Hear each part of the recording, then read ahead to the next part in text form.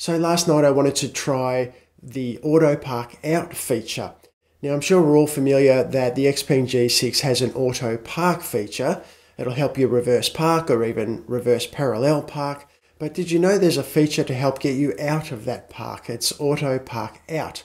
I was experimenting with this for the first time, and I want to share what happened when I played around with the Auto-Park Out feature for the first time last night. Let's have a look. Alright, great. So it's picked up the marking bay. Let's use the start, the Auto-Park start. I'll press start and away we go. And it's doing its thing.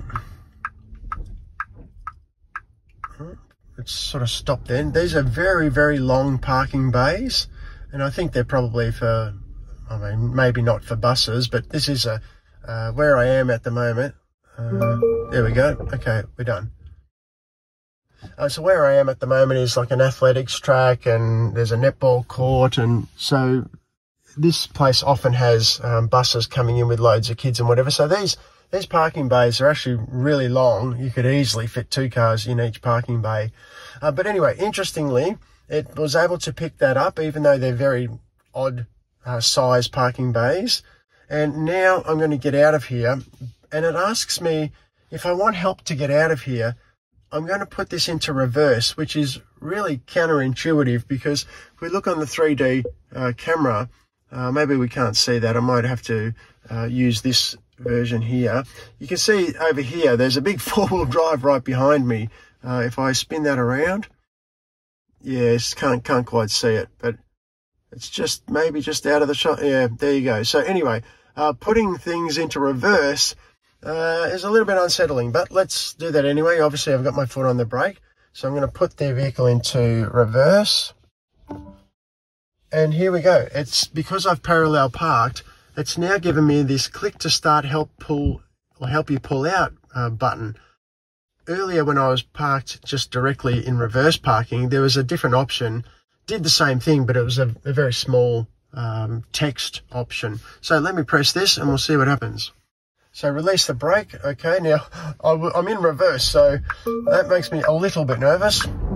Okay, it's changed gears and out it goes. Now, there's no cars coming from over my right shoulder as I'm pulling out in front of them. So I hope, of course, that it would pick up any oncoming traffic. All right, so it's doing its thing now. It's moving me around. It's getting me out of that parking bay. Now, it's going to stop. It's going to go into park. Take that off. Pulling out complete, and I can now take it out of park, put it back into drive, and away I go. All right, well, that was really interesting. I'm glad I had a bit of a play with that, because it's the first time I've actually used that pull-out parking assist, or whatever the hell it's called.